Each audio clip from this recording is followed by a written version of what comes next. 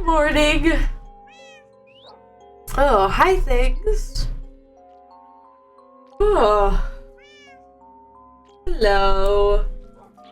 Oh. Hello, jelly and marmalade and peanut butter and baguette and rye. Oh.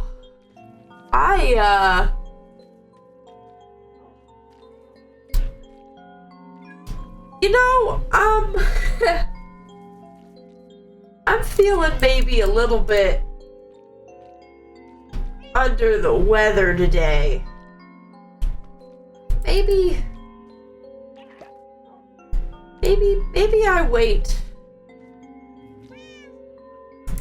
Maybe I wait. And no, this isn't just an excuse to not go. Just maybe I wait. One more sleep. Maybe we take it slow. Yeah, maybe we just do our chores.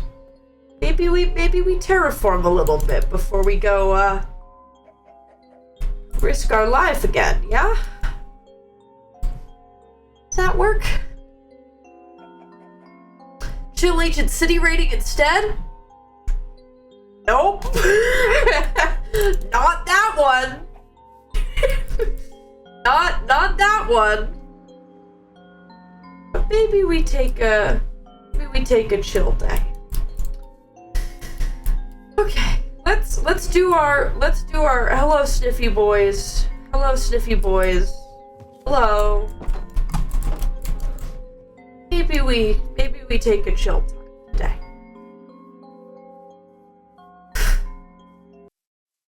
And that's because I'm sick also, but also I have things I want to say. And if I go to not an ancient city, I have to lock in. I don't want to have to lock in today.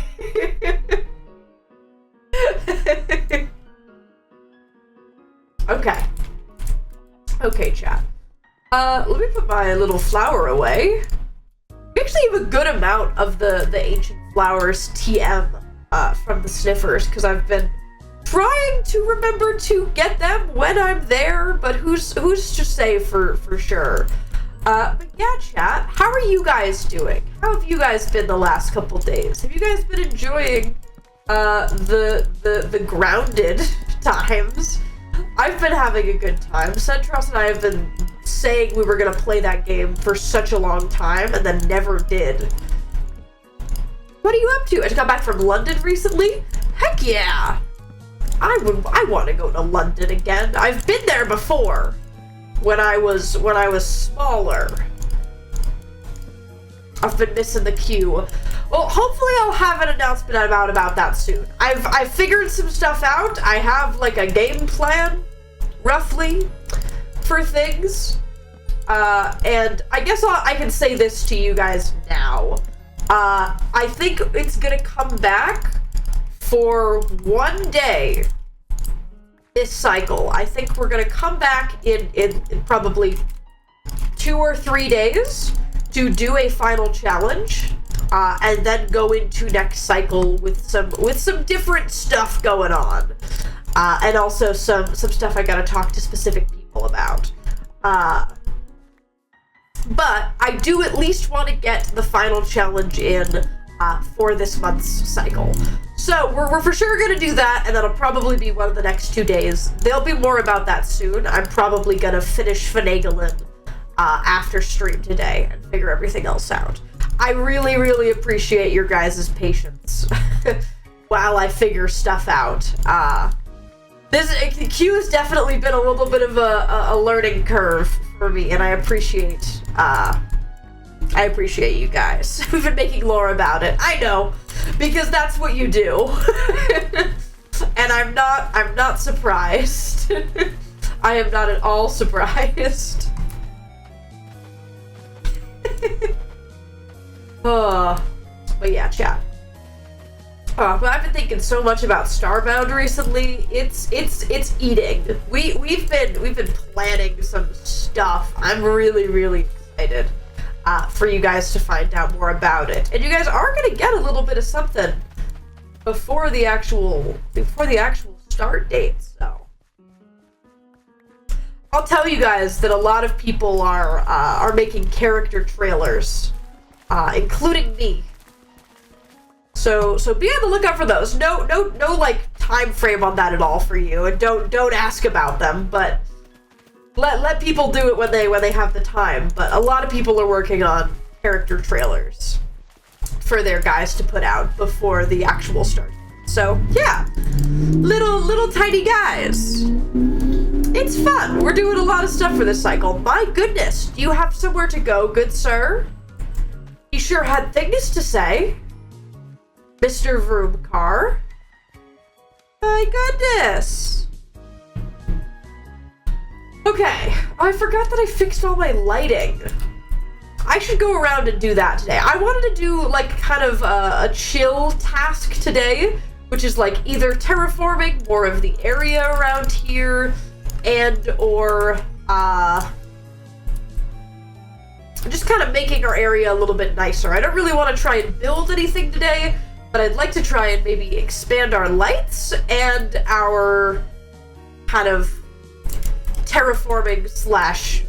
Oh my god, I thought they were all dead. I thought that I came in here and they were all dead. No, they are sleeping. Everything is okay. Oh my goodness, I fully thought that they all died. Everything's fine. Alright, there we go. Let's take a little sleep. Jump scare moment, oh my god. Alright. Nah, my villagers are fine. Good for them. In their little house. Okay, I'm gonna continue farming. But chat, the most interesting thing, apart from the meetup, which I've already talked a good bit about, that's happened for me the last couple days, is my D&D campaign. So, if you are new here, I have been telling the story of my current D&D campaign as it's been happening for about the last year and a half or so, maybe 2 years. No, about a year and a half or so. I've been telling the story of my D&D campaign. And there is a playlist. You can do !D&D. And it will link you to all of the VODs where I have kept you guys up to date. There are many, and they are kind of sprinkled into VODs of other things. But I've been telling you guys about this, and I have a kind of crazy update for you guys today. Every time that I talk about it, though, I kind of give a little bit of explanation so that you know everything you need to know to hear what I'm going to talk about today. So, chat, we had a kind of crazy session. You guys are 2 sessions behind, and last where you guys left off, we were fighting a dragon. We've been on a little bit of a travel section of our campaign, where we have been traveling south to where our next, 3 quests are. So we've been doing that. I hate that dragon! And while we were traveling through this desert, we ran into a lightning dragon. And our party, being 6, sometimes 7 players at level 12, we kind of butchered that thing. And we got it very, very low, to the point where the dragon said, I need to run away. And it got away at 5 health. And that's where you guys left off, was that the dragon freaking left. And it got away with 5 health. And I was so upset because I knew that I could have done 5 more damage to it if I just, you know? But it got away at 5 health. But our party made the decision that we were going to chase after it. Because there was no way that thing was going to heal enough to where we couldn't kill it if we went back to its den. So we kind of went and followed it.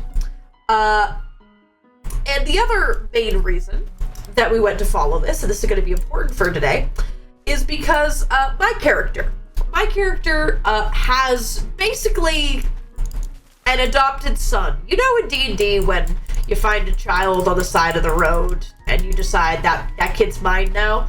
Yeah, we did that. Notably, my character did that with this kid named Essek. And he's very cool. He's been with the party. He's a very talented sorcerer. But he got his soul switched in his body.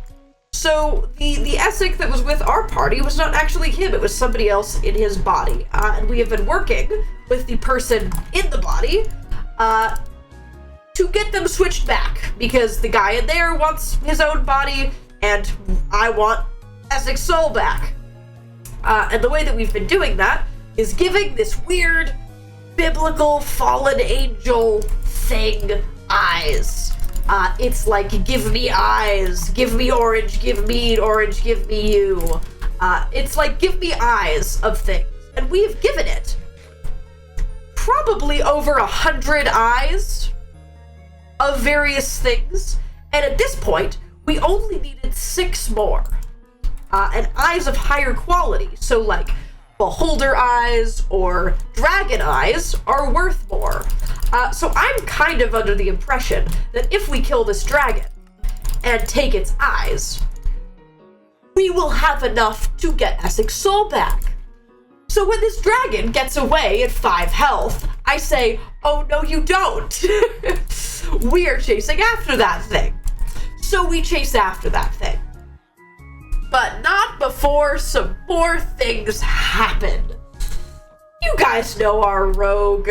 You know our rogue. Falthium. Our guy.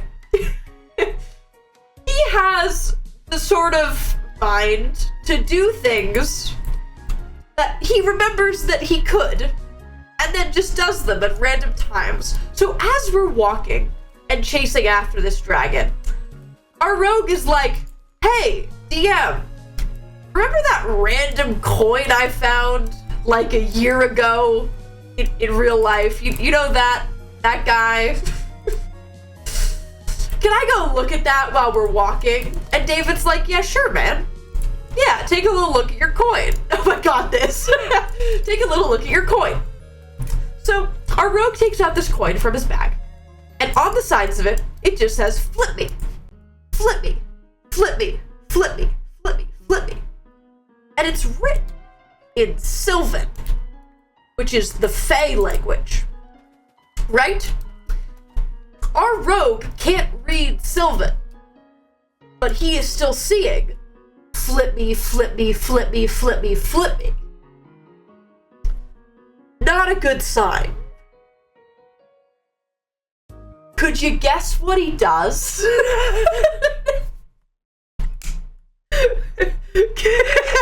Could you guess what he does?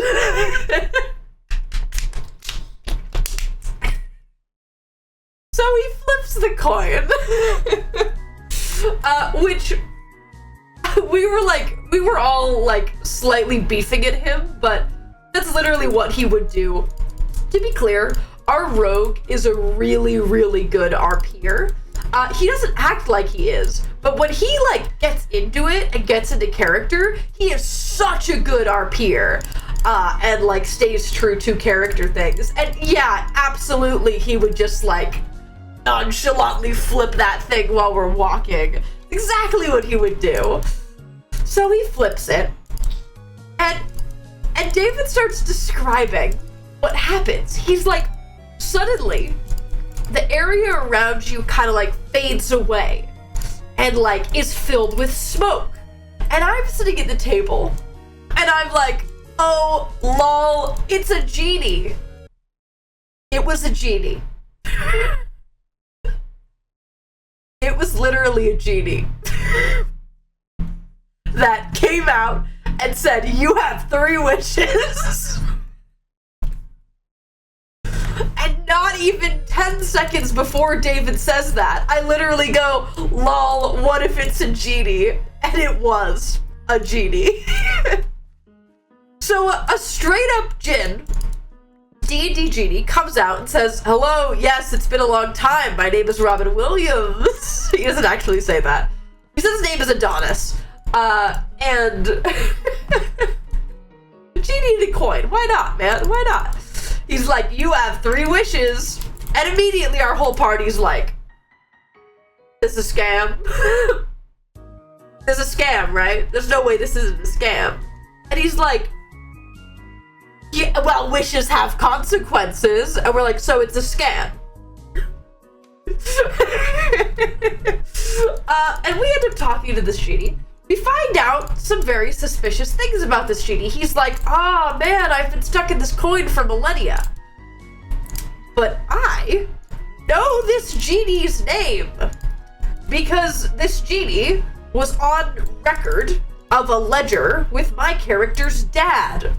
Like 20 years ago. He's not been stuck in this coin for a millennia, and he did genie things for my character's dad! You lying genie! Me beefing with the genie the entire time? You're a scam! And he's like, damn, well yeah, like that's just how wishes work. Like the bigger you wish, the bigger the consequence. That's just how it is. That's not me specifically saying screw you. And because our rogue is the one who flipped the coin, he technically gets to say what he wants the wishes to be. And we're all like, there are things you could wish for. Here, we have a list of things like that would be very useful if we just wished away our problems. But we also were like, hey, what happens if we free you? You know, genies. And he's like, I get to go back to my home with all my genie friends and not be in servitude to a coin. And we're like, nice, man. He's like, okay, but what do you wish for? So we keep talking and we're sitting there and we're like, oh man, what do we want to do? Like, do we really want to do this? And while we're all deliberating, our rogue goes, no, I wish to set you free. First wish, one and done. And David goes, you guys are so smart.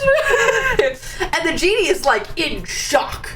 He's like, wait, really? We're like, yeah, man. And he's like, this is the first time I've ever respected a human. And then dips. So now we have a genie ally, allegedly, who was like, thanks, man, I owe you one. And I think a genie is a very nice thing to have on your side. So we did the right thing. Yay, yay, we did it, guys. We did it. We did the genie. And that was honestly super chill. We got a genie in our pocket, yeah. And then David heavily implies that like after the session's done, David is like heavily implying like, yeah, your dad used a genie and he used it to do all the terrible stuff he did, and the payoff was that he was going to hate you. And I was like, that's great, David. Thanks, man. Thanks for telling me that little fun tidbit. Makes me feel great, man. Thanks, David. What in the Aladdin? Yeah, exactly. Goodbye, Robin Williams. So we sent the genie on his way. And we're like, anyways, the dragon. So we continue chasing after the dragon.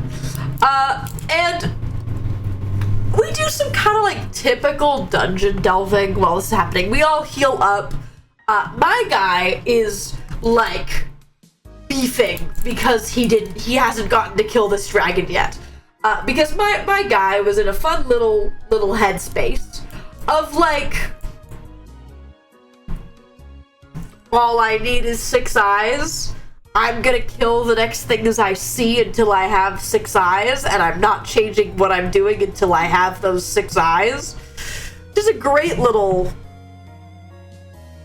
feeling. And chat, hold on. I'm gonna go find a cave really quick. Because I think I need coal. Yeah, chat. I'm gonna go find a cave to go in and mine while I'm talking, because I think that's genuinely the best course of action right now. I just need a big surface cave. That's really what I need. But in that case, I'm gonna clear out my inventory really quick. I just wanted to give you guys update on what I'm doing, because I'm just gonna start changing what I'm doing, and I didn't want you to be lost. Okay. Let me get a chest really quick. I think you're gonna be in here, yeah. Okay. And up by my bed, I'm gonna set this and say that this is now my sea temple chest. Wow. So chat, we follow this dragon, we follow its, we track it, you know, that's going great. Truly, truly wonderful stuff. Long until I find a mine shaft, it's true. We get to, like, this massive cave, and we're, like, all kind of switching off who's inside of our little bag house and who's outside. We have our paladin, who's a tabaxi, do a bunch of climbing. That's all going great. We make our way down this cavern. The one thing that I need to tell you that happens while we're doing this is they eventually go down a wrong path, you know, because it's like a bunch of tunnels under the ground where this dragon is. They eventually go down the wrong one and hit a dead end. But at the end of the dead end, they find kind of like a wall encased in glass. Dragon glass, to be exact. Which, if you don't know what I'm talking about when I say that, it's like obsidian. But it's like wall of dragon glass. And inside of the glass itself, like encased in it, there are magic items. And we can see them. And our artificer, who is out there, is like, I want him. Which is, I guess, a reasonable thing for an artificer to say. But still, sometimes. So he's like, I want to try and shatter the dragon glass. And we're like, great, that's a great idea. Sure, man. So he does. He takes his little tools and he tries to, like, grab it. You know, this could only go well.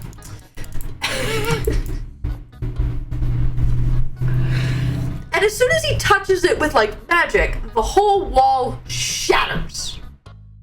Okay? All the glass shatters. He gets the items out of it, but he almost causes, like, a huge cave-in. You know? It's great. Great stuff. Really. So he does that. I need to tell you this for future reference. Okay? Please remember that this happened and what the reaction was. Everybody got it? Great. Let's move on. We eventually get down to the dragon. And the dragon, like, when we walk into the cave, the dragon is, like, licking its wounds, and it has this, like, massive hoard, which we're also wanting very badly. It has this, like, massive hoard, etc., etc. And it's like, oh, I love a home-cooked meal. And we're like, okay, David. I guess we gave DoorDash to this dragon. He ordered adventuring party for dinner. And we rocked up to his cave. And I thought that was goofy. So we start fighting the dragon. And oh boy, is this fight so stupid. So, I go first in initiative order, okay? I run at the dragon. The second person in our initiative is our rogue. And our rogue coats his arrows in this, like, paralyzing poison. Shoots the dragon. It hits.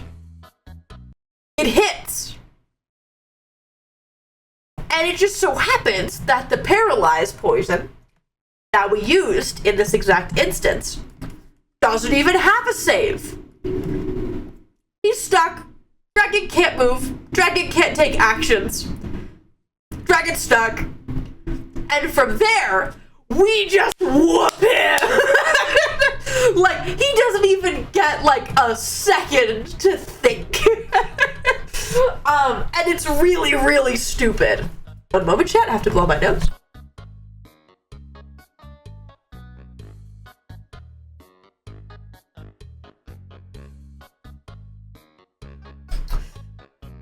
Mambu's character fireballs that thing. Our paladin moonbeams that thing. our cleric dons that thing. We just proceed to absolutely whoop this thing. Eventually, it gets down to, like, 10 health. And our cleric is like, hey, can I use my favorite spell? Which our cleric's favorite spell is Resilient Sphere. And if you don't know what Resilient Sphere is, it's basically like putting a hamster ball around someone. And we've used it many a times to get out of situations. And our cleric is like, hey, can I hamster ball its head? And David's like, I guess it can't make a dex save to get out of it, so, yup. And hamster balls are the dragon's head off and basically just decapitates it. It takes not even 15 minutes of out-of-game time to kill this thing. This was going to be the whole session, was fighting this dragon. It took us maybe 15 minutes. Now,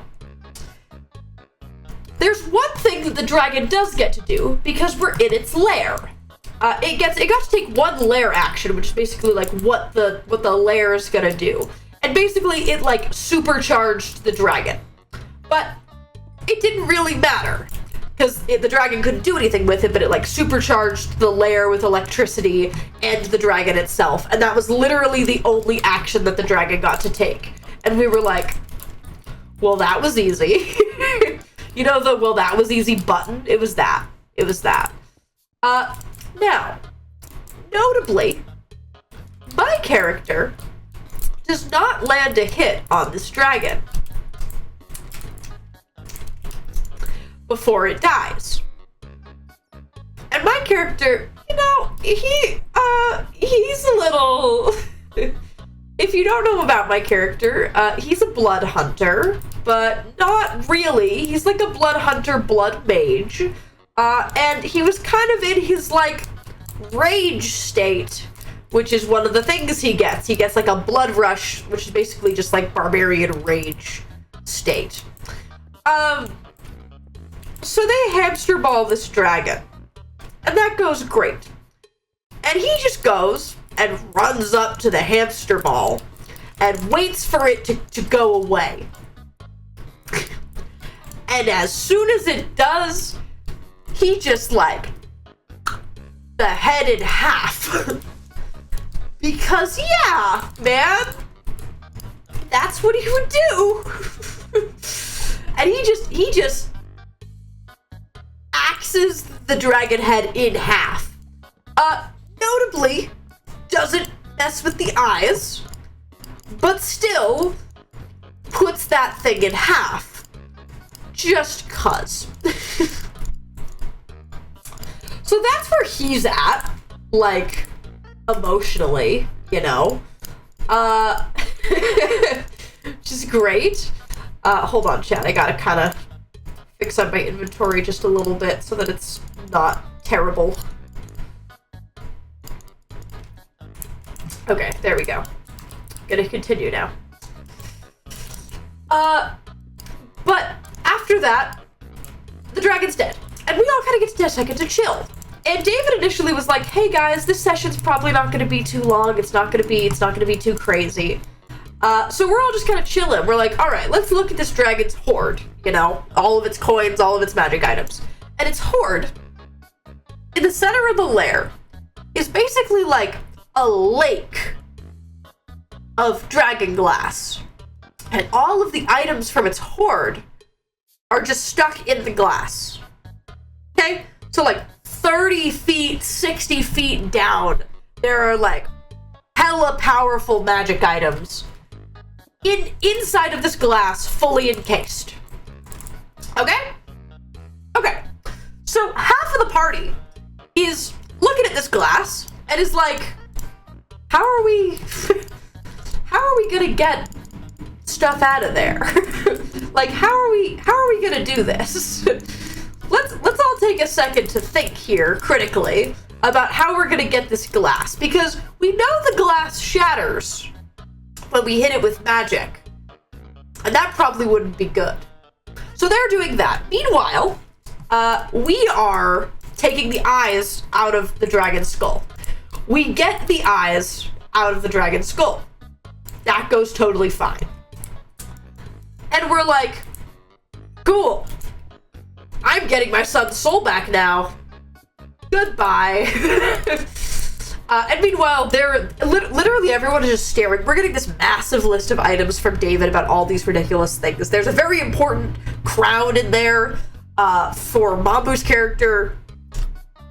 Bunch of super important stuff. But while this is happening, the rogue in our party is the one who has made the deal to get Essex's soul back. So I go up to him. I say, hey, here are the eyes. Can we go do some soul getting now? And he says, sure. So we go out into kind of the tunnel that we came in. And we're like,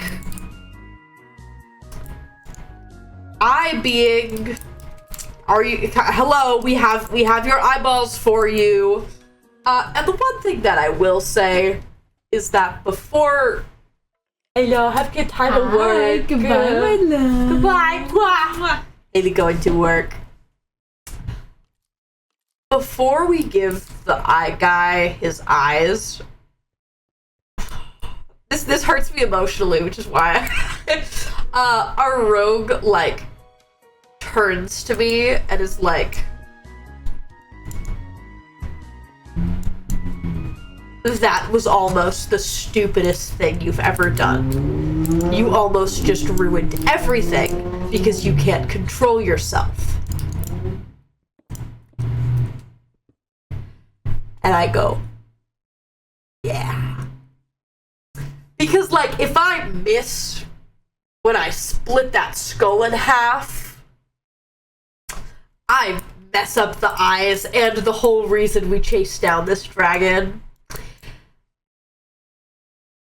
I love you, you're such a good RPer, but that hurt me emotionally. You're such a good RPer, but that hurt me emotionally. Thanks, though. Banger line, though. So we call the eye being, and we say, hey, it's us. We have your eyes. Come and get them. And then the weird stuff happens, where out of, like, nothingness, the big goopy monster with all the eye socket arms and the 30 million eyes all over its body starts coming at us and starts talking in its weird whisper tone and is like, you have the last ones, give them to me. And we're like, here is one eye, that should be good enough. And it's like, you have two, give me both. And our rogue starts trying to, like, haggle so that we can keep a dragon eye. And the, like, being is getting impatient, and I'm like, oh my god, if you do not just give him both eyes, I'm going to lose my mind. So we end up giving him both eyes. And he takes out his big, goopy eye socket arms and slurps, and then the eyes, like, go down and then pop up on the side of him. It's gross. It's cool, but it's gross. And then, once the last two eyes slot into place, his form changes. And he stops looking so monster-y. And now just kind of looks like a really long man with long hair and long limbs and a long black robe. And he can now talk normal too. He doesn't have to talk in his weird whispery tone. He's talking like a normal person. And he gets back to that state and he says thank you. And then he apparates this little vial, this golden vial, which we've seen, and we know that's Essex's soul. And he hands it to me. But he's standing 30 feet away from me, so his hand, his arm, extends 30 feet to me and hands me the soul. And that's gross. That's gross.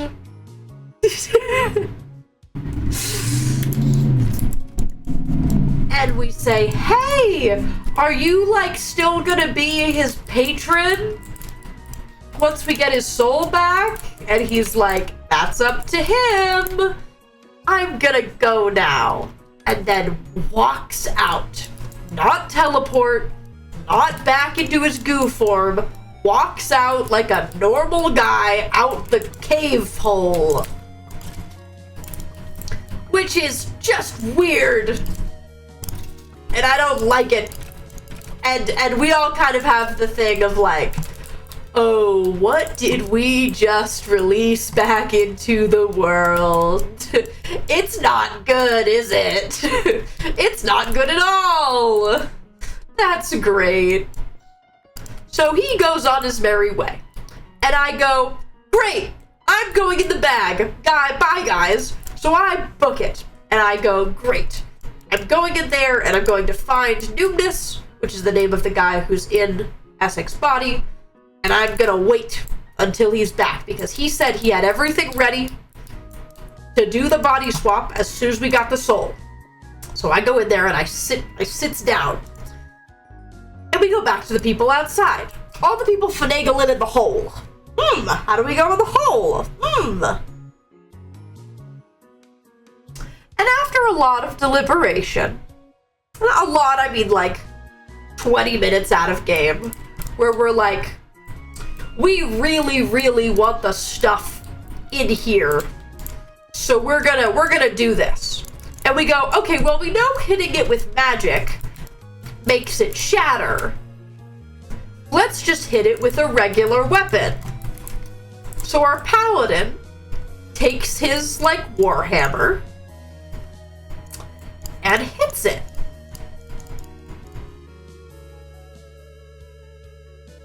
His warhammer is magical, which is not something we've considered.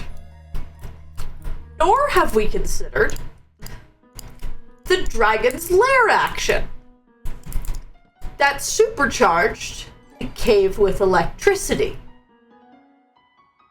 So his hammer makes contact with the glass. And in an instant, we know this isn't good. We all have 6 seconds to react before this thing explodes. I'm already in the bag. Our artificer dashes to get in our bag. Our cleric dashes to get in our bag. Bamboo dashes to get in our bag. Our rogue is too far away. He tries to back up. And our paladin, who is the one that hit it, can't do anything.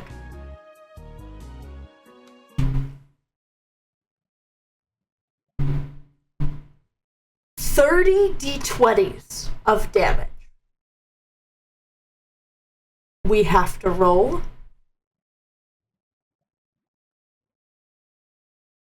It is the number when we come out of the other side of this is 257 damage.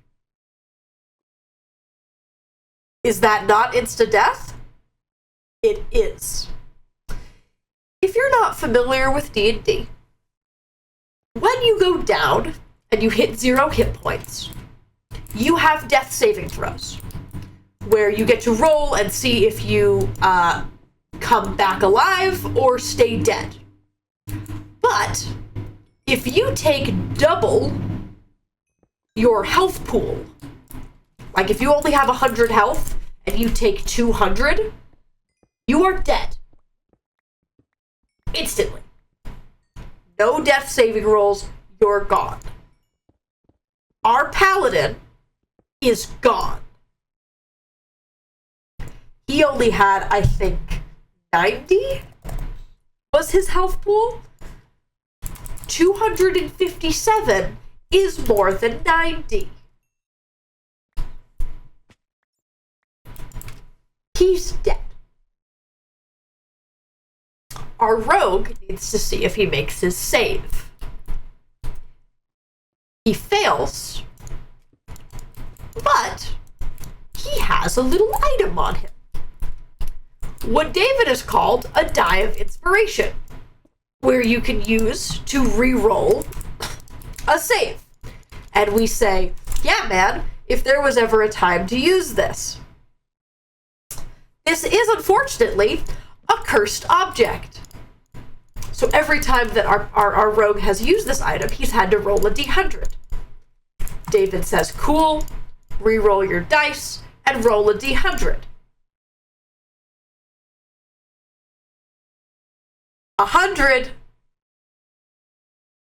It's the fourth one in this campaign.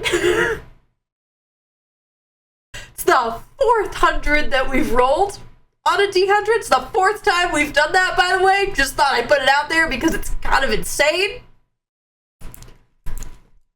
We don't know what happens to him. Flash cut to all of us inside the bag. I'm sitting there, minding my business.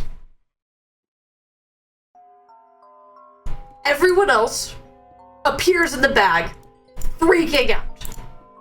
We all go, what's going on? What's going on? They say, it exploded outside. We hit the thing. It exploded. Okay, what do you need? Do we have diamonds? You have Revivify. Can we run?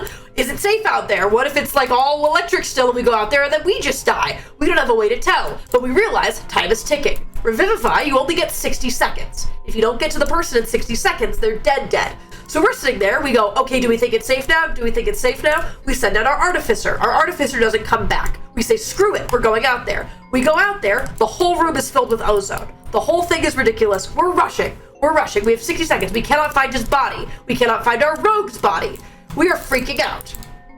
In the corner of the room, we find our paladin's body. Our cleric freaking gets over there, revivifies him. 54 seconds.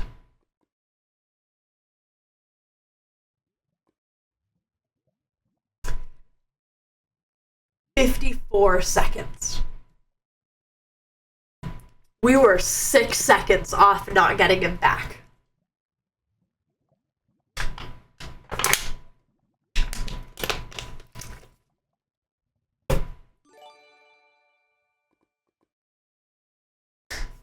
So, thank you, Papa Sherb, for the 49 months at Tier 3.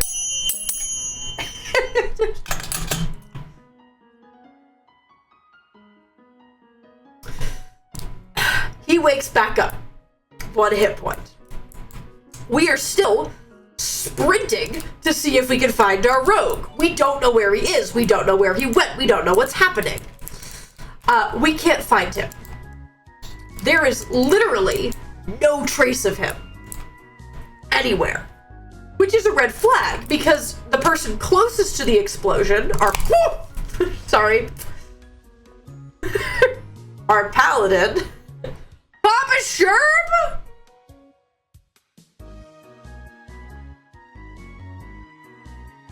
Thank you for the 20 gifted? Hello?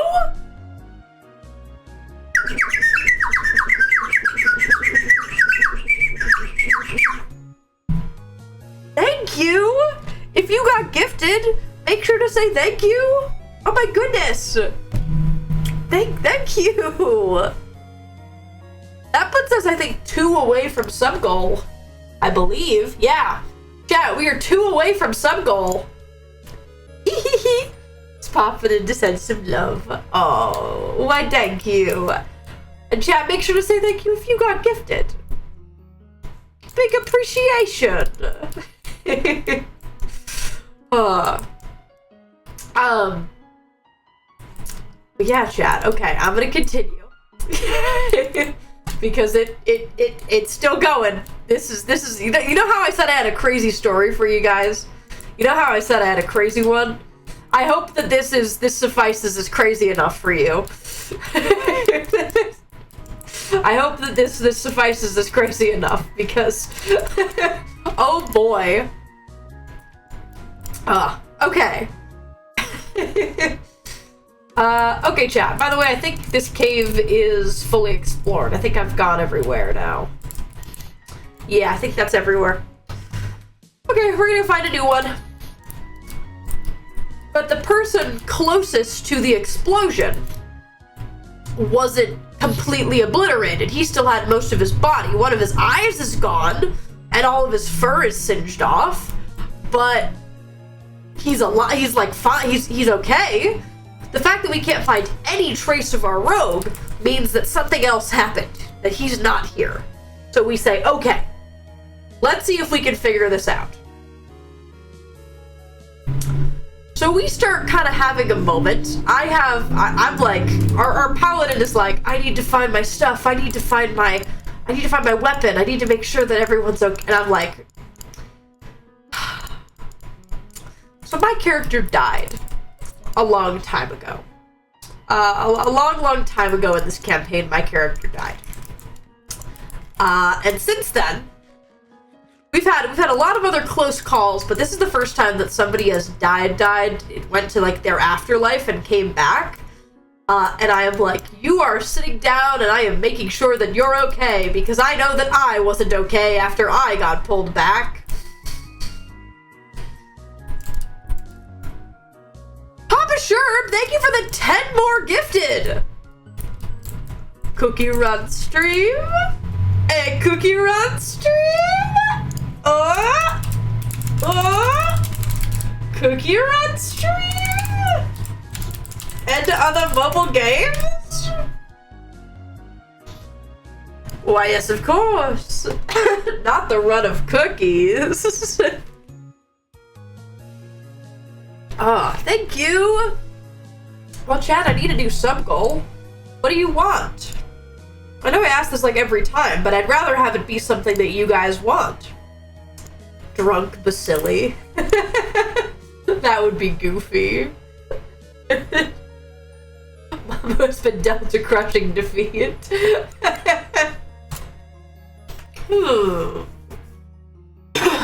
Another fan content stream? Ooh!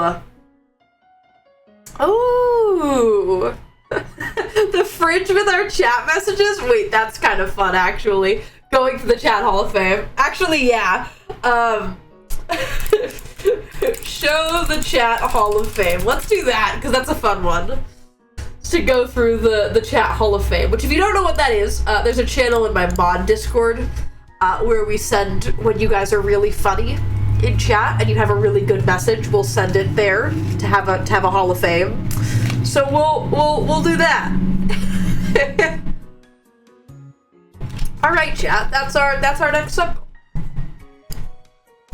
Good sub goal. Good sub goal. I like it. I like it. The fridge is fun. Okay. That's where I came from. Let's continue going this way, I guess. Okay. So, chat. There's more. Of course there's more. Let me find a cave though really quick.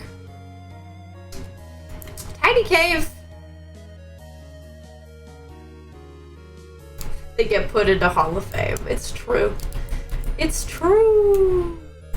What is this? I don't like these types of caves, but I'll go in it anyway. This is a lot of creepers. It's just a lot of mobs in general. Okay. So, chat, we can't find him. But I'm getting our paladin to, like, sit the hell down for a second. And at this point, we realize that our bags, you know our house. You know our house in our bag of holding that we have that's so very kind. We have 2 bags. We have 2 entrances to the house. And it is a miracle that one survived. And the other one, it's gone. It's so unbelievably gone. Yeah, that thing is gone. So we we get a very angry Numinous coming out of the bag saying, why the hell did I just feel the bag that I made you break? That's literally our deal, is that you get the bags and you don't break them. Why is it broken? And then he kind of sees what's happening and goes, oh, it wasn't done out of malice. You guys literally died. And we go, yeah, man, we did literally die. By the way, I have the soul. And he goes. So we're all taking a second. We're all taking like a second to kind of look around and see what we've got left with. Because a lot of the stuff that was in this beautiful dragon's hoard did not survive. Most of it didn't survive. Especially all the, like, potions and little plant flower ingredients, you know, for potions. They're gone. No way those things are still around after massive explosion. So we're kind of taking inventory. And we find our paladin's weapon, which is lodged in the ceiling because it got blown all the way up there. And it is like a structural point in the cave, so we can't get it out until we leave, and then we cave in the cave. And there's no sign of a lot of the items in the pit. And the kind of consensus is that they were blown further down in the ground. So we all make the decision, okay, yeah, we really want the stuff that we found in this hoard. We're gonna set up a proper excavation site and dig down until we get it. Because Mabu specifically is like, I am not leaving until I get that crown that I saw. I need that desperately. And it's true, she does. Crown! Thank you, Canary and Yellow, for the raid! Hello, I hope your stream was good. We're doing some hardcore, and I'm telling some D&D stories right now. Y'all became archaeologists. Yeah, we are fully setting up a real dig site in this cave because we're refusing to leave without all the items that we just could have gotten. So we start doing that. We also, the bones of the dragon, the lightning dragon, are now supercharged. And dragon bones are already a really expensive thing for us to have and sell. Supercharged dragon bones are like 100,000 platinum per bone, and it's a whole skeleton. So we want those. Because supercharged dragon bones aren't a thing. Because typically if a dragon's dead, it doesn't have time to supercharge its bones after it's already died. But turns out that when you charge the cave and then we do it to your bones, yeah. How does that even work? I don't know, man. Rich people, I guess. Cha-ching, yeah. We're gonna be loaded. Big win. Big win for Loaded Nation. So we're also gonna take the time to get this entire skeleton in our bag because I don't care if it's big. Mimi wants money. Which I think is a reasonable thing. Okay, cool. We're doing good, chat. We've got a good bit of stuff. I really wanted coal and other things. I don't really need diamonds or lower. I just needed base level stuff. So we're doing good. So while they're all kind of setting up this dig site and figuring all that out, I'm like, I'm gonna go get my kid's soul back now? And everyone's like, yeah, you do that. So me and our paladin go into the back to go swap the souls. And our paladin comes because he is the one that technically struck the deal with Numinous, saying that he couldn't ditch us until we switched their souls back. And technically, like, he's important to the deal itself. So the two of us go in, and we go, and we see Numinous, and he's sitting, and I kind of go on a little tangent to Numinous, where I'm like, hey man, I gave you like a lot of shit for being in Essex body, but genuinely, it's been really cool to have you around, and not just because you're useful, because we like having you around, and it's up to you whatever you want to do, but if you wanted to stay with us and the party, or do anything else, we'd be happy to have you. And he's like, I appreciate that. It's been a long time since I've had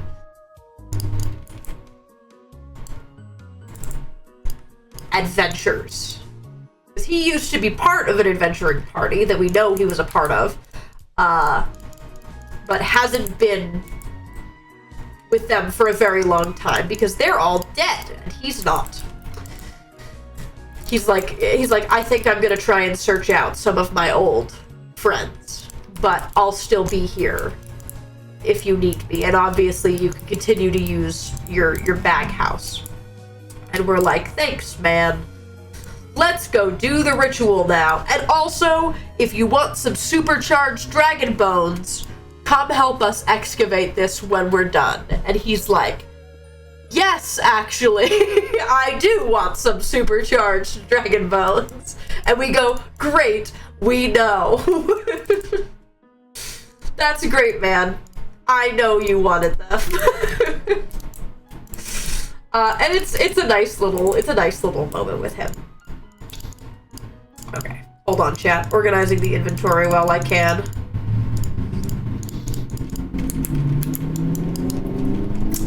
So, we go in, and outside of our kind of house area, there is a massive ritual setup. And there are the three other components, one of which is like a massive golem's heart. One is like this fancy crystal that kind of point up 3 points of a circle. And in the center, there is a glass casket with a woman's body in it. And he goes out to the center of the circle and says, I need one of you to stand on the south point of the ritual circle. Hello, hey buddy, welcome in. We're playing some hardcore and I'm talking about D&D. I am that guy. And he's like, I need one of you to go stand on the southern point of the ritual. And our paladin, like, without even skipping a beat, just like goes and walks down there. And Nim just kind of double takes and is like, you didn't even doubt that could have killed you. And we're like, nah, man, we're past that, dude. And he's like, wow. Everyone always thinks I'm trying to trick them or kill them. So our paladin goes and stands on the southern side, and I go stand next to him. And as this sort of spell starts going off, there sort of becomes this, like, dodecahedron sphere of magic in our paladin's hands. And he realizes that he has control over the spell. And as he kind of moves his hands in this orb, he is kind of controlling where the spell is taking. So he starts by reaching into Essex's body and taking out a soul and putting it in the casket's body. And then tries to pull something from the casket, and there's nothing in there. It's just a body, there's no soul. I'm holding the vial. Character development. It's true, man. I'm holding the vial of golden liquid soul. And we realize that it's not in the circle. And we're like, hold on, what do we do? And everyone else is unconscious, so it's just me and our paladin. And I'm like, do I step in there? We're like, no, maybe we don't step in there. Do I stick my hand? No, maybe we don't even stick our hand in there. And I go to, like, try and stick my hand through. And it doesn't pass through, but the vial does. And it seems like the golden liquid on the inside is trying to go in.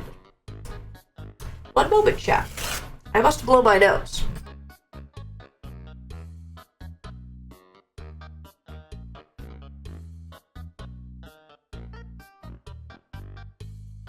Streamer pause.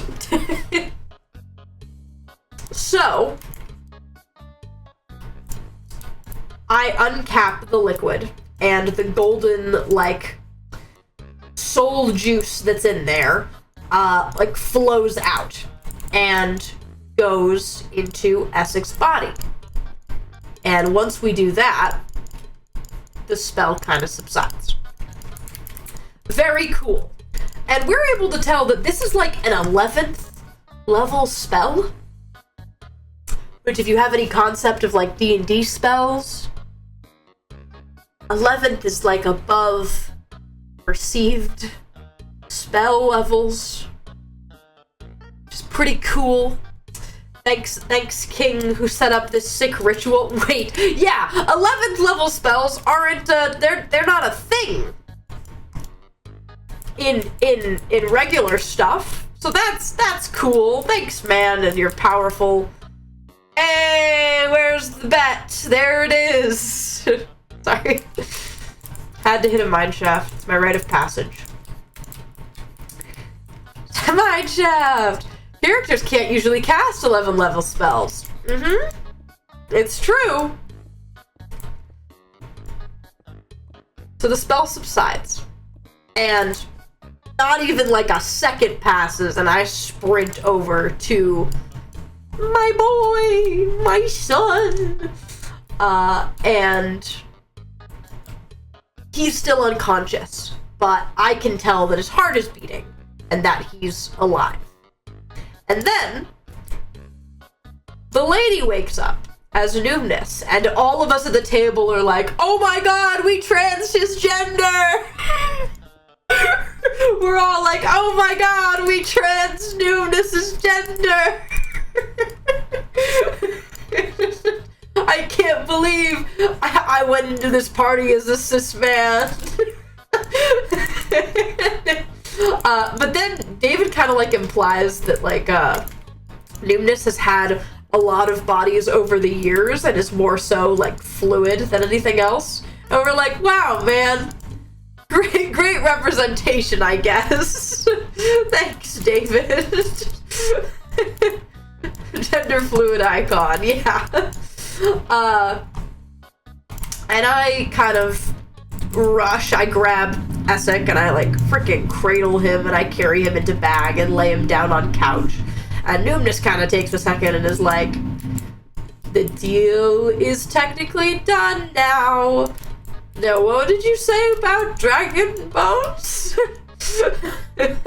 So, our paladin and Numinous go back out to the, like, dig site, and I stay in there for a second. And I do some kind of weird, a little bit of weird blood magic stuff, and kind of like make it so that the blood in him moves like across his whole body and not just like, and like restores bodily function, and basically get him to wake up. And he does. And it's my son, and we do a big hug. Really big hug because it's hard to like say words. But we do a big hug. And I'm like, I'm sorry that I took so long.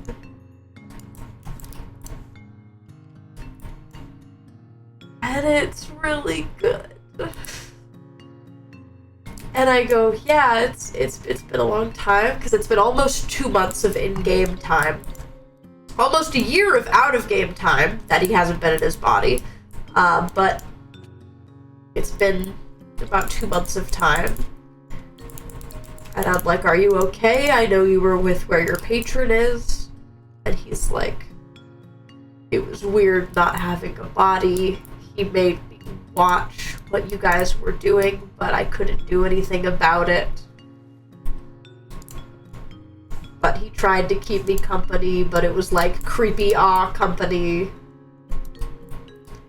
And I start telling him all of the stuff that's happened because he's like, where's Og? Who is now, we're like, he's a paladin. He got it through he got through his right. He did his little trial. And we're like, wow. And he's like, how's Melita and Reese? How's your mom? And I'm like, well, they're good, and my dad's dead. And he's like, your dad's dead? I'm like, yeah, I killed my dad.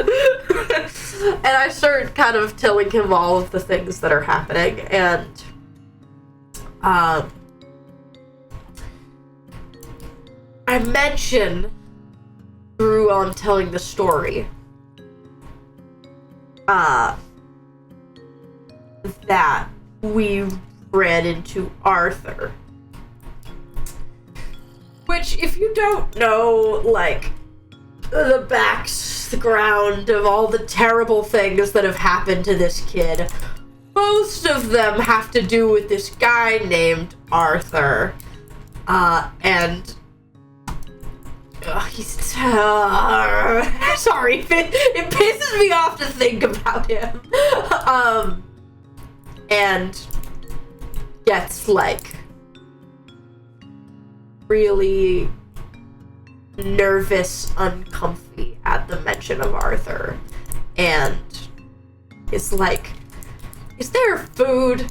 I need food. And we're like, yeah, man, go get it's food time. So we make him tea, and he's like, maybe I want alcohol. And I'm like, that's actually fair.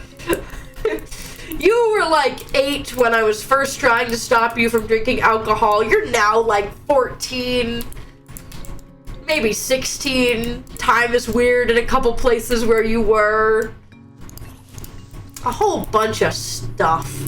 And eventually we all get to go back out to the dig site and gets to see everybody again. And everyone is like still there and around. And it was just a really good little guy, man. It's my freaking son. He's back, man. And I have a lot that I'm probably gonna send David about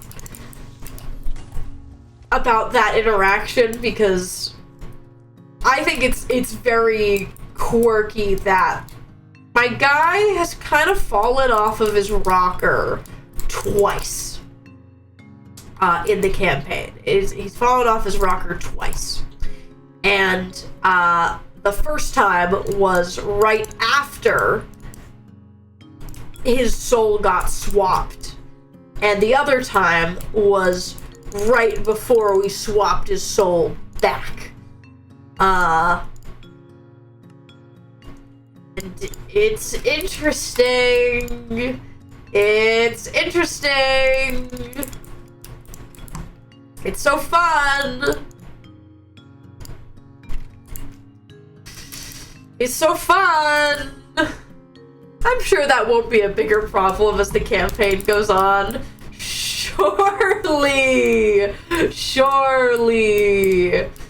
But that's roughly the D&D stories. Where did we end? What was the last thing? We were just resting. Yeah, okay. There wasn't a big cliffhanger this time. That's roughly where we ended this last session, and you guys are caught up. Yeah. We just started like the actual excavation to go get this crown and everything else, because please give us loot. We did kill this dragon, despite how terrible the actual process was. Let's not ever fly like that again through a cave. Sorry, I just saw my life flash before my eyes as I did that.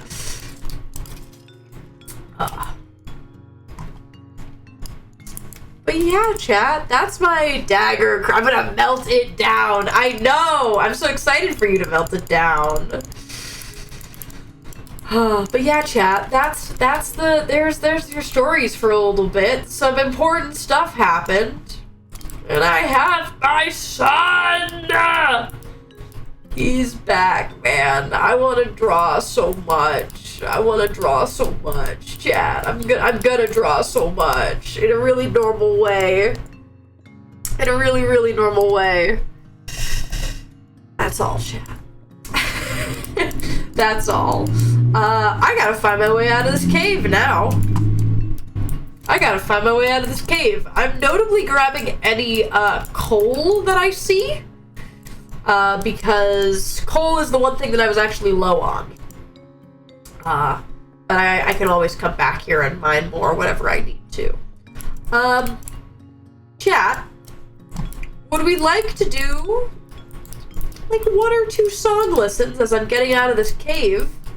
Because we can do 1 or 2 song listens as we get out of this cave, and then when I get back up, we'll end for today. And then I'll be back tomorrow. Fills of Minecraft. Sorry. Sorry. Oh, yeah. Okay. Who has song redeems? Many people just got some back. Many people just got song bits back. I know. Corn, you just got one back, right? Corn, do you want to do yours? And anyone else who knows that they have one is welcome. Alright. We can do that. It's not a major Parkinson one? Okay. I'm excited. Hit me with it. So much ore in the cave, chat. So much ore in the cave. Whatever will I do?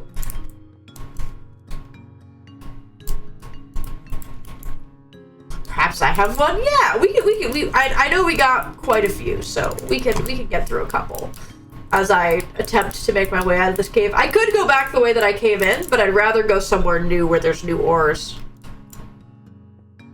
I have one theoretically for your Starbound guy. It's really funny that you guys are trying to give me songs for my Starbound guy without having met them. I think that's really quirky of you guys. Like, that is, I'm not surprised, but I think it's goofy. First man in space by all-seeing eye. Okay, let me pull it up. Boom, boom, boom. All right, chat. Let's do a little listen, and then we'll continue. Are we ready? Let's do it. Let's do things. Here we go. Okay, here we go. I was the first man in space on our street. I had to leave my wife and kids behind. It was a chance I could not pass up on. It was the journey of a lifetime. I threw away my packing up as they were waving me bye-bye. Sometimes all I need is the air that I breathe, and the air that I breathe is so thin I get high, and I'm floating like God in his heaven. Little space songs, man. In the stratosphere. Darling, come quick, you can see our house from here. Oh, it's got a sick beat to it.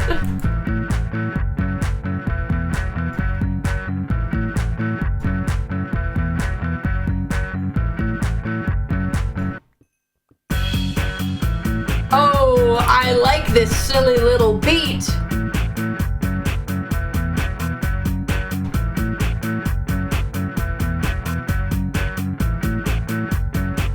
Seen some burn up on the entry, bones that have crumbled to dust. It was rough, but I kept it together, but now I'm finding it hard to adjust.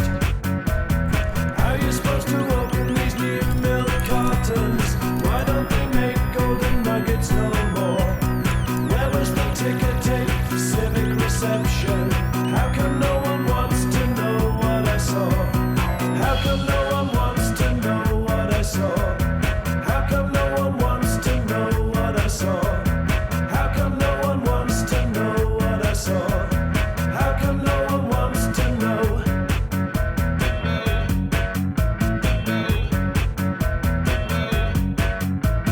Dude, I'm just cat jamming, I'm not gonna lie.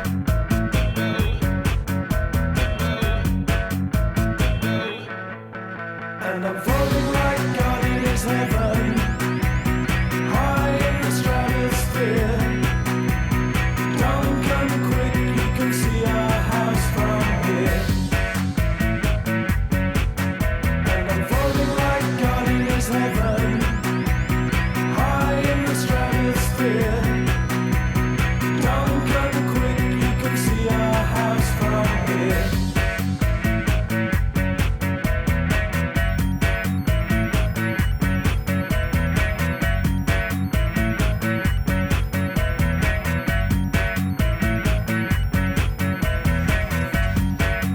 Thank you, DM Kirito, for the 5. Watch this, chat.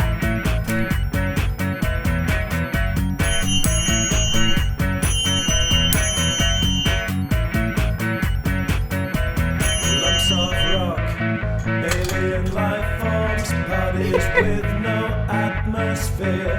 Space is cold, home is colder when you come home at night and there's nobody here. When you come home at night and there's nobody here. When you come home at night and there's nobody here. When you come home at night and there's nobody here. And there's nobody here. So far, this has a shot to make it to the playlist. So far, this is hit the right energy.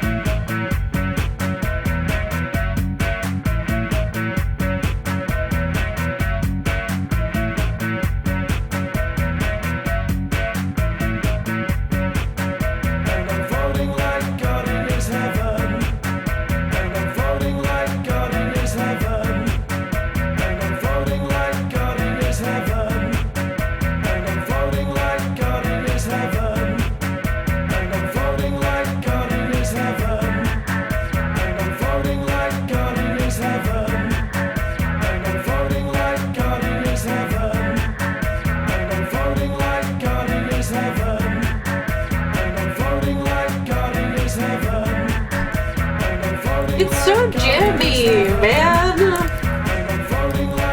Whoa. Okay. Sorry, that was lower than it. I was prepared for.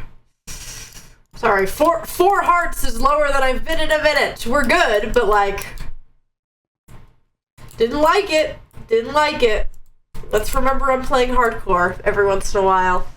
I like that a lot, actually. I think tentatively it's gonna go on the playlist. It might change, but for now I wanna cook on that. I like that though. Thank you. Very good. And thank you, DM Kirito, for another 5 gifted.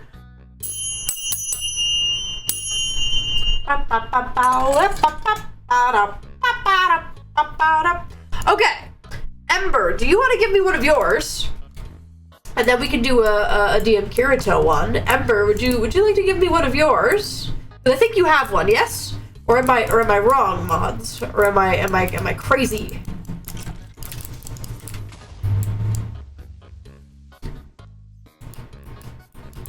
Am I goofy or am I right? Star Trails by Derivacat. I love all the space music, chat. I did expect this, to be fair. Okay, do that.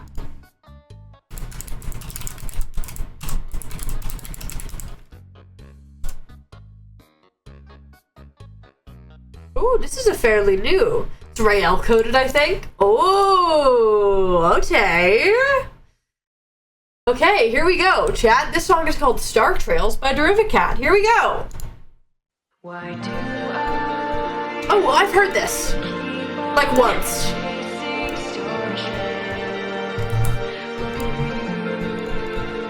I see. night hours messing with my mind when you walked away. And now I'm left picking up the pieces in your wake.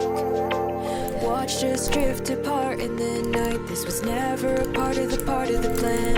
And maybe we burned a little too bright, but I'd fall for you over and over again. One last wish, you know I can't resist everything that I'll miss. Tell me, can we save this? Why do I keep on chasing star trails, looking for you, when I know you're already long gone? This is fun. I like this for Rael. You are right.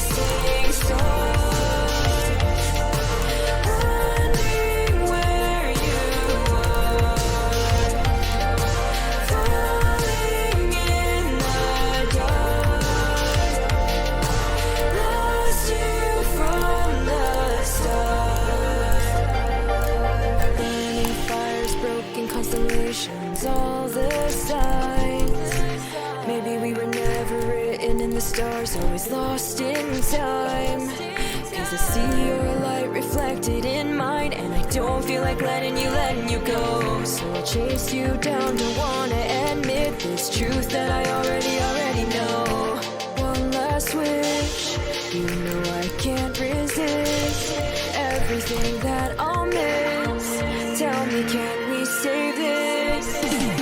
Why do I keep on chasing star trails, looking for you, when I know you're already long gone? Keep on chasing stars.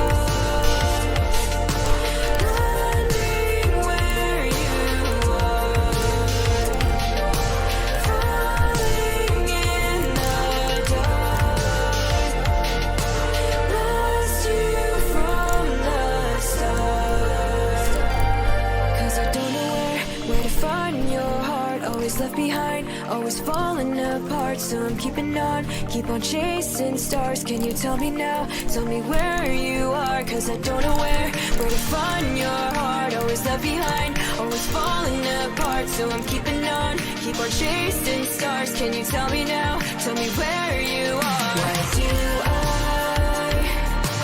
keep on chasing star trails, looking for you, when I know you're already long gone? Keep on chasing stars, wondering where you are, falling in the dark, lost you from the start. Keep on chasing stars, wondering where you are. Yeah. I like that a lot. That's a good little song, man. Derivacat heart. Normal about this song. I'm not surprised. Oh, that was really good though. Thank you for that. Whoa. There we go. Okay. DM Kirito, do you have a song for me? Do you have a little song for me, perhaps? I assume you do. If I had to guess. Alright. Okay. Da da da da da da da da. There we go. Let me do a little bit of a... There we go. We have a good bit of materials. I'm probably gonna dip out of here soon, but I was kind of just enjoying the song times. But I think I'm gonna try and properly leave now. I was kind of taking my time and looting a little bit more because I could. Actually do want those. I actually want this lapis. Not gonna lie. Merchant's Crossing by Kyle Stibbs. Continuing the story songs. I like the story songs. May have been listening to the Dread Templar a lot because I like it. Okay. At Merchant's Crossing. Kyle Stibbs. Alright, chat, I've got it pulled up. Let's do a little listen while I continue going crazy. This one does have combat in it. If that's an issue, I'll pick something else. I think it should be fine. I don't know what to expect. But I kind of want to try, so here we go. Tamian, I looked ahead like you wanted. Still no sign of the militia. So, how's your stew? It could use some herbs. Fun Nearby voice. on a road, there's Gob and Augustine. They've burgled a merchant and tied him to a tree.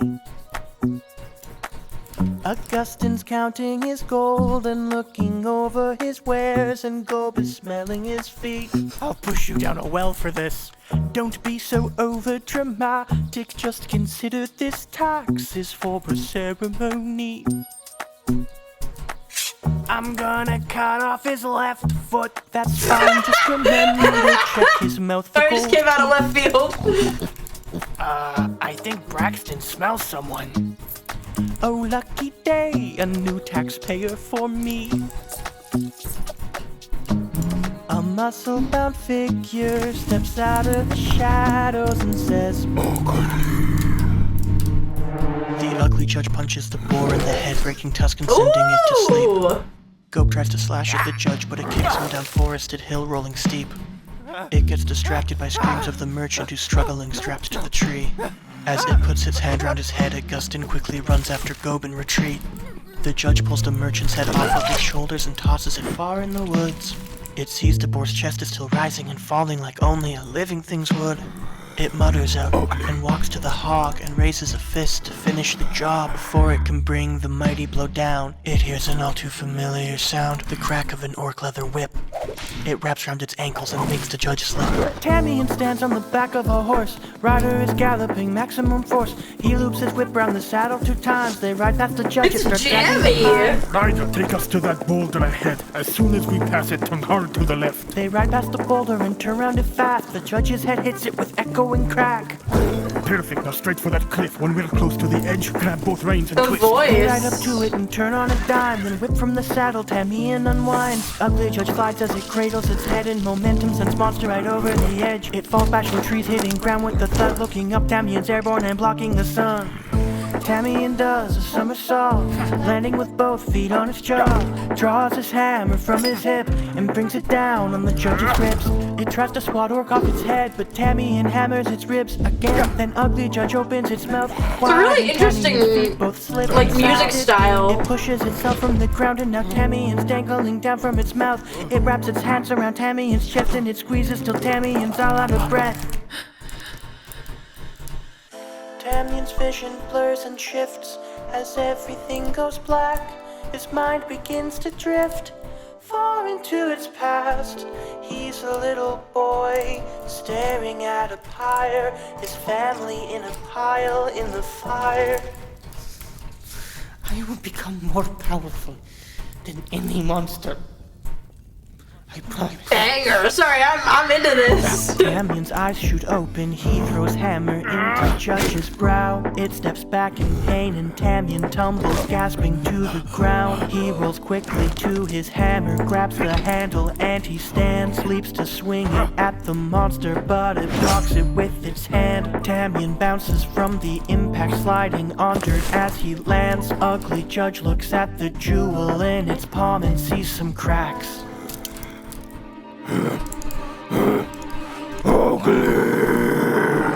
The ugly judge marches to Tamian, grabbing a boulder the size of a man as it walks. Tamian takes several swings at the monster, but it uses boulder to block and to block. It breaks the rest of the rock off his head, then it grabs hold of his wrist. Other hand squeezes and crushes his hammer, the first hand is yanking and twists. Tamian's arm falls on the ground, in so much pain that he can't make a sound. Tamian turns and he stumbles towards flowing rapids in hope they could be his escape. Ugly Judge throws his own arm to the back of his knees. Tamian falls on his face, he feels the foot of the judge press down on his back. As it pushes down, he hears multiple cracks. Grabs golden collar right off of his belt, and then round Judge's ankle he closes and clasps. It lifts its foot and he rolls forward gasping. Ugly Judge lunges and it tries to grab him. Tamian digs deep and gives it his all of his energy into a dodge. Ugly Judge grips and it rips out his ponytail. Tamian screams, but in rapids he falls. Yeah. St. Patrick finds Gob at the bottom of the hill. He's not sure if he's dead. He rushes to his side and finds that he's alive and sighs and cradles his head. Oh, my little Goby, it hurts to see your pain. For too long have you had to be brave. I'm okay. You idiot! Don't scare me like that. Sorry, now get up. We need to make sure our gold is okay. And Braxton, too. Yes, sure, whatever. That was a real pretty song he was singing to me.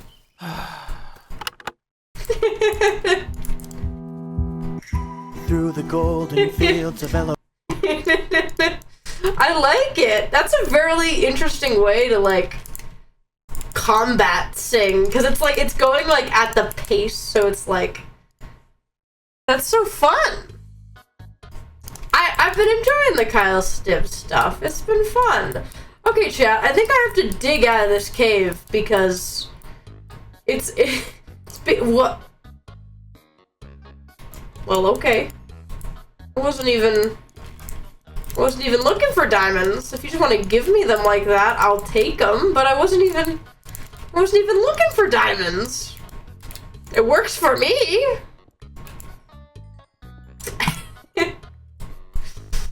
Okay, Laka, do you want to give me one more, and that'll probably be our last one, because I'm going to start digging out of here as soon as I hit the highest point. You can give me one more, Laka. We'll do that. All right. You roll a d6. I don't think I have one right here. If you just want to pick. Go up further. Go up further. Doing pretty good in the uppies department. Keep taking me uppies, and we're gonna be so happy.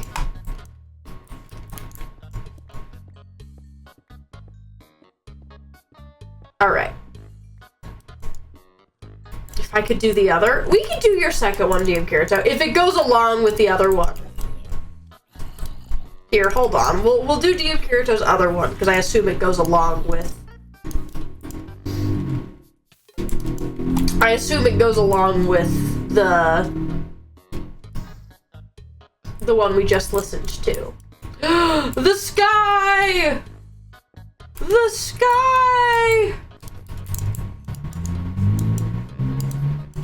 Ooh, the water, I guess.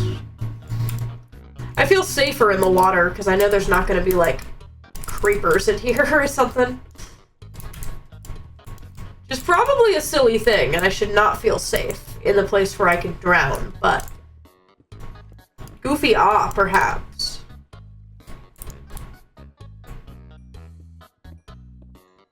What do you got for me? DM Kirito, or I could do Lacus, but what do you got?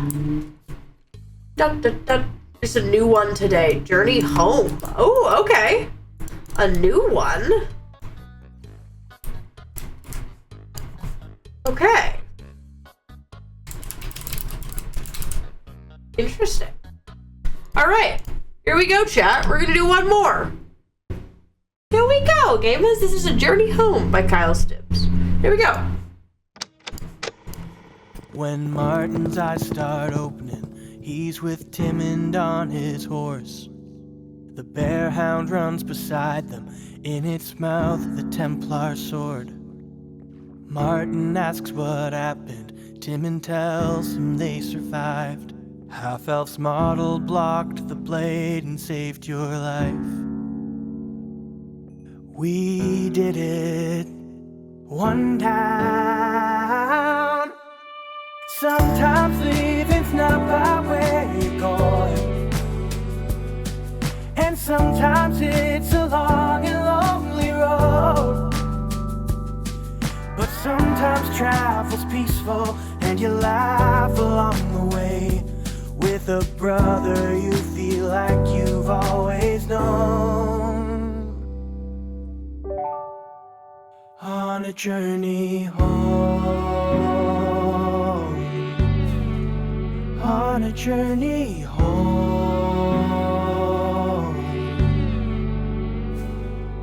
They make their way and practice blades, and Timon learns a goblin phrase. Gratatran ertratka, or I'm thankful for That's today. cool. It's been about a week since singing send-off song. Now they'll be back over horizon with a stronger bond. They'll be back in victory, and they can't wait to say we did it. One down. Sometimes living's not by where you're going, and sometimes it's a long and lonely road. But sometimes travel's peaceful and you laugh along the way with a brother you feel like you've always known. On a journey home, on a journey home.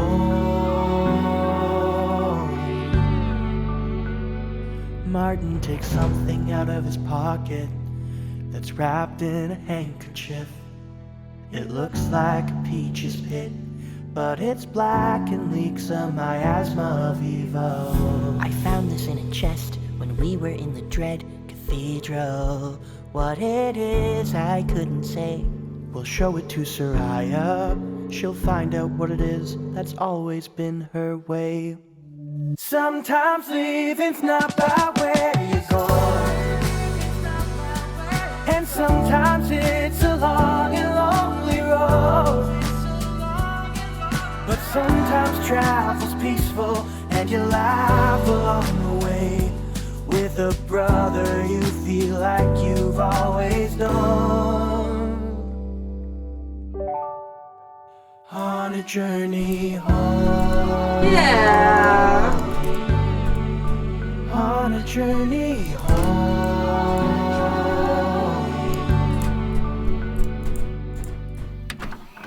Yeah. I like that. That's a good little vibe. It's good. It's so good. I'm enjoying all of it. D&D been brain rotting in my brain recently. Brain rotting in my brain. So true, me. so true of you. Okay, chat. Well, we're back here. We're back home. We've got stuff up the wazoo. Our coal supply is moderately back, considering how much is down in the furnaces right now. So I'm feeling good, gamers. I'm feeling pretty good. We have a ton of copper. Kind of a ridiculous amount of copper, I'm not gonna lie. But great success. Look at all that. Look at all that, gamers. Alright, I'm going to do a little sleep, and I think that, yeah. Okay. Where did it go? There it is. I can stop dilly-dallying now.